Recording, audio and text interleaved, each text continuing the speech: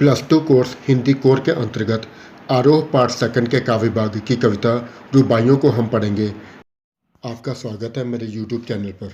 Subscribe करें मेरे YouTube channel को जिसका नाम है केकपुर हिंदी क्लासेस और दबाएं घंटे का बटन जिसमें आप पाएंगे नवीन जानकारियाँ सबसे पहले। अगर आपको वीडियो अच्छी लगे तो लाइक करें, ज़्यादा से ज़्यादा शेयर करें ताकि सभी जानकारियाँ सभी को आसानी से मिल सकें। आपको इस वीडियो पर अपने कमेंट अवश्य करें और सुझाव दें ताकि इसमें सुधार किया जा सके। उनकी पहली रुबाई इस प्रकार से है। आंगन में लिए चांद के टुकड़े को खड़ी, हाथों पे झुलाती है उसे गोद भरी, रह रह के हवा में जो लौका देती है, गूंज उठती है खिलखिलाते बच्चे की हंसी। प्रस्तुत काव्यांश में माँ और उसके छोटे बच्चे के मध्य असीम प्रेम को दर्शाया गया है। घर के आंगन में माँ अपने चांद के टुकड़े अर्थात छोटे बच्चे को लेकर खेल रही है, उसे गोद में उठाती है, हाथों में झुलाती है और हवा में उछालती है। जब छोटा बच्चा हवा में उछलता है तो उसकी किलकारियाँ वातावरण में छा जाती हैं। अब हम काव्यांश आधारित प्रश्नों को समझेंगे। कवि ने चांद का टुकड़ा किसे कहा है? कवि ने चांद का टुकड़ा छोटे बच्चे को कहा है। माँ के लिए कविता में किस शब्द का प्रयोग हुआ है? माँ के लिए कविता में गोद भरी शब्द का प्रयोग हुआ है। बच्चे की हंसी का कारण क्या है? उसके गूंजने से क्या तात्पर्य है? माँ जब बच्चे को हवा में उछालती है तब बच्चा हंसता है। उसके गूंजने का तात्पर्य यह है कि बच्चा बहुत खुश होता है और उसे वातावरण में उसकी हंसी छा जाती है। शिल्प सौंदर्य स्पष्ट करें। शिल्प सौंदर्य अर्थात भाषा शैली।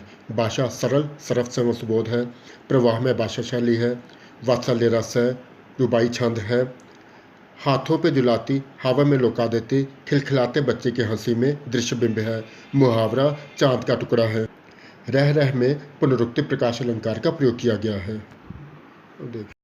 कवि की दूसरी रुबाई इस प्रकार से है।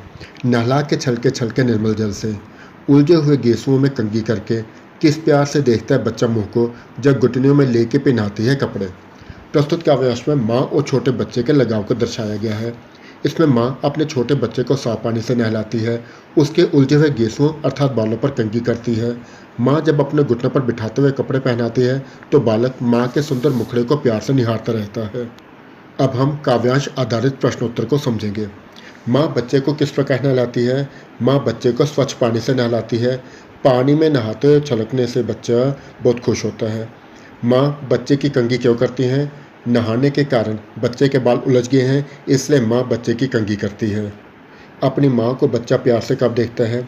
जब माँ अपने घुटनों पर बच्चों को नहीं बिठाती है और कपड़े पहनाती है तब बच्चा प्यार से माँ के चेहरे के भाव को देखता है। सौंदर्य बोध स्पष्ट करें। सौंदर्य बोध इस प्रकार है। भाषा शैली, भाषा सरल, सरस व सुबोध है, खड़ी बोली हिंदी है, भाषा में प्रवाह है, रस इसमें वात्सल्य रस है, अलंकार छलके में पुनरुक्ति प्रकाश अलंकार है, निर्मल जल में अनुप्रास अलंकार है। बिंब सौंदर्य, उलझे हुए गेसों, घुटनों में लेके पहनाती कपड़े दोनों में दृश्य बिंब है। कवि की अगली रुबाई इस प्रकार से है। दिवाली की शाम घर पुते और सजे, चीनी के खिलौने जगमगाते लावे, वो रूपवती मुखड़े पे एक नरम दमक, बच्चे के ग्रोंदे में जलाती है दिए। इसमें कवि कहते हैं कि दिवाली का दिन है, घर को सफ़ेदी से पोता हुआ है और उसे अच्छी तरह से सजाया हुआ है। चीनी के रंग बिरंगे चमकते खिलौने लाए गए हैं। माँ के मुखड़े पर कोमल चमक साफ दिखाई दे रही है और वह बच्चे के बनाए हुए ग्रोंदे पर दिए जला रही है। अब हम काव्यांश आधारित प्रश्नों को समझेंगे। दिवाली पर लोग क्या करते हैं? दिवाली पर लोग घरों को रंग रोगन करते हैं और उसे अच्छी तरह से सजाते हैं।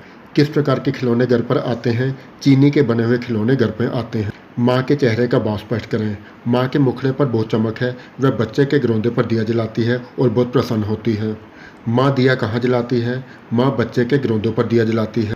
सौंदर्य बोध स्पष्ट कर। सौंदर्य बोध इस प्रकार है। भाषा शैली, भाषा सरल, सरस व सुबोध है, इसमें रुबाई छंद है, घर पुते और सजे में दृश्य बिंब है, ग्रोंदे में जलाती है दिया में भी दृश्य बिंब है। इसमें मुक्ता काव्य का प्रयोग किया गया है। कवि की अगली रुबाई इस प्रकार से है।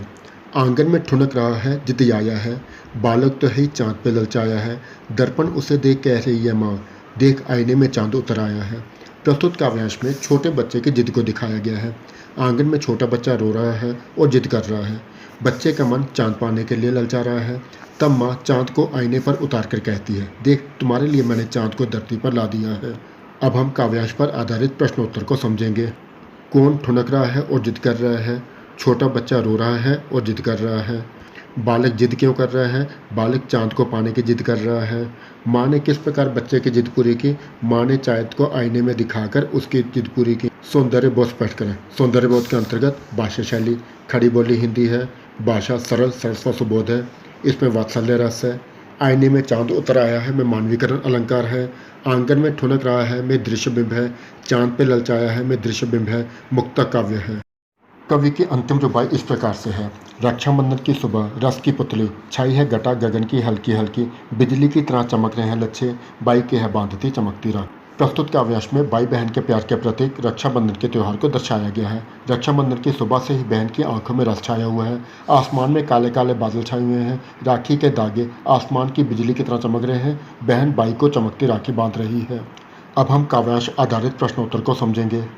रस की पुतली किसे कहा गया है और क्यों? रस की पुतली बहन को कहा गया है क्योंकि वह अपने भाई से बहुत प्रेम करती है।